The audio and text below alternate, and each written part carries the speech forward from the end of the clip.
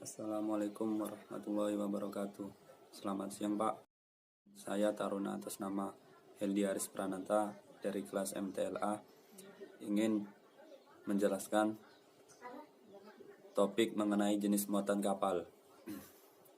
Baik, saya akan memulai topik saya. Muatan kapal laut dapat dibedakan menurut beberapa penggolongan. Yang pertama, ditinjau dari jenis muatan kapal. Yang kedua, ditinjau dari segi ekonomi kapal. Yang ketiga, ditinjau dari sifat alamiahnya. Dan yang terakhir, ditinjau dari segi handling. Baik, saya akan membahas jenis muatan kapal ditinjau dari jenisnya. Yang pertama, general cargo, yaitu muatan yang terdiri atas berbagai jenis barang yang dikemas dan dikapalkan secara potongan. Pengapalan muatan ini pada umumnya terdiri atas unit-unit kecil, misalnya 25 peti, 60 palet, 300 karung, dan lain-lain. Yang kedua, bulk cargo, yaitu muatan yang terdiri atas satu macam muatan yang tidak dikemas yang dikapalkan sekaligus dalam jumlah besar. Muatan bulk ini biasa disebut muatan curah karena memang cara bulk cargo adalah dengan jalan mencurahkannya ke dalam palka kapal. Contoh dari barang ini adalah biji-bijian. Yang ketiga, homogeneous cargo, yaitu muatan yang terdiri atas satu macam barang yang dikapalkan sekaligus dalam jumlah besar dalam keadaan dikemas atau dibungkus, misalnya muatan beras, semen, dan lain-lain. Ditinjau dari segi ekonomi kapal, muatan kapal dapat dibedakan. 1. Deadweight cargo, yaitu muatan yang ukuran atau volumenya kurang dari 40 kaki kubik dalam tiap ton.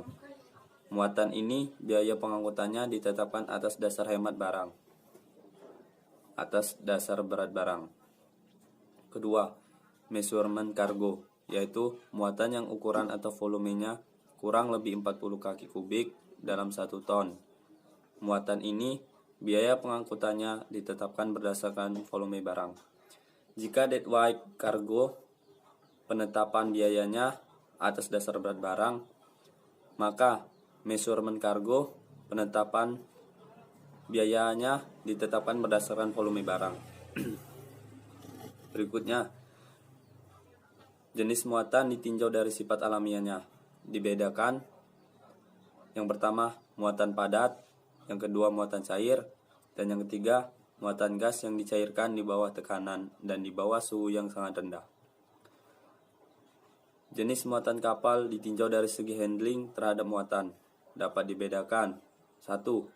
Dangerous cargo atau muatan berbahaya, yaitu muatan yang sifat mudah terbakar, meledak pada suatu keadaan, dapat terbakar atau meledak baik karena bahayanya sendiri maupun karena secara bersama-sama ditempatkan di dalam suatu ruangan dengan muatan lainnya atau karena mendapat reaksi kimia dari lingkungannya. Juga termasuk dalam jenis muatan ini muatan yang dapat menimbulkan gas yang dapat meledak, uap yang mengandung racun, dan yang gasnya jika bersenyawa dengan udara dapat meledak.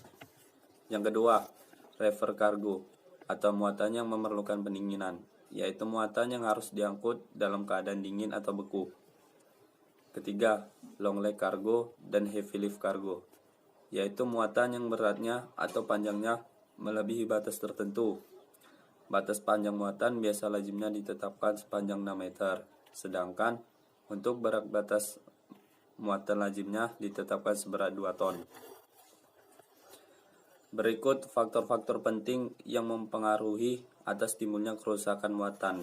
Yang pertama, pembungkus muatan atau packing.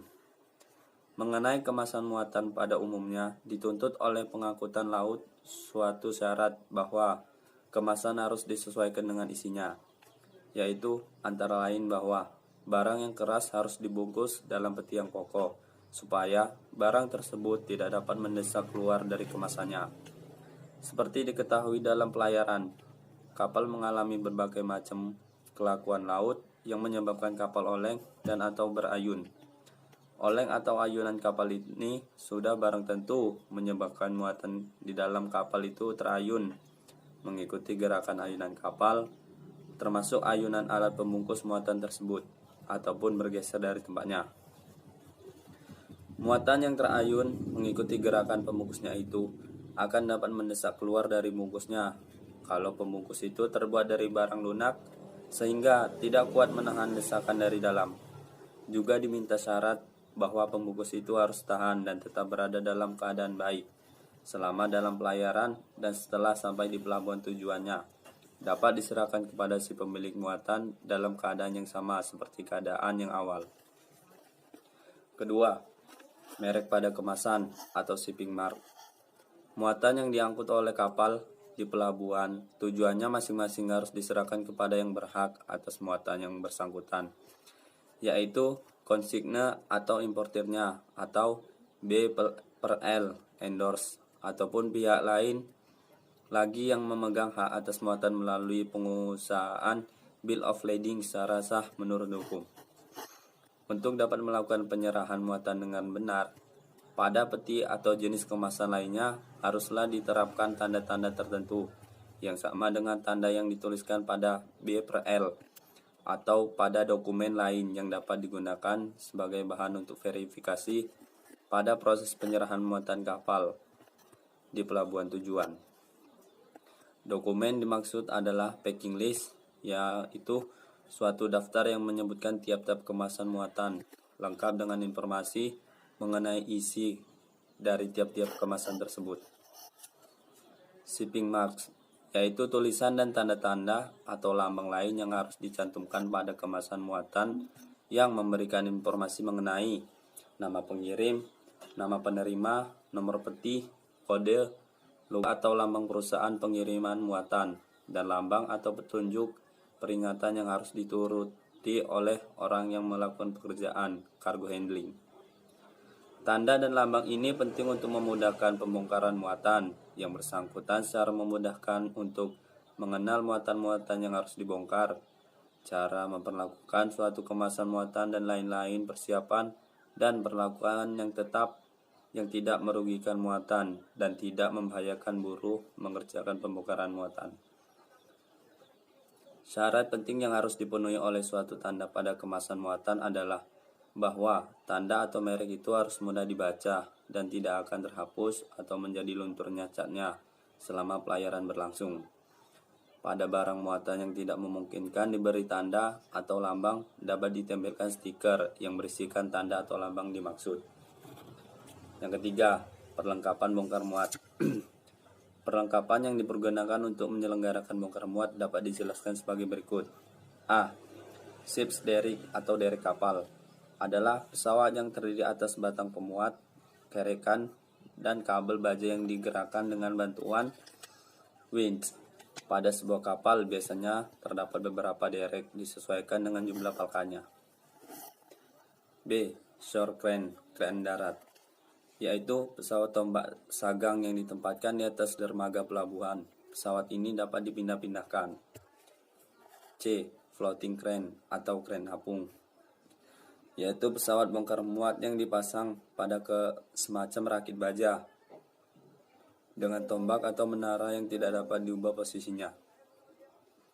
D. Ship's crane, yaitu kren yang dipasang pada kapal yang ditempatkan pada posisi yang sama dengan penempatan derek kapal. E. Gantry crane, yaitu kran khusus untuk melayani pekerjaan bongkar muat peti kemas. Baik, mungkin demikian itu saja Pak yang dapat saya jelaskan mengenai jenis muatan kapal dan faktor-faktor penting yang mempengaruhi atas timbulnya kerusakan muatan pada kapal. Jika ada kekurangan dan kesalahan, saya minta maaf. Dan saya akhiri dengan kata wabillahi taufiq wal hidayah. Assalamualaikum warahmatullahi wabarakatuh. Selamat siang Pak.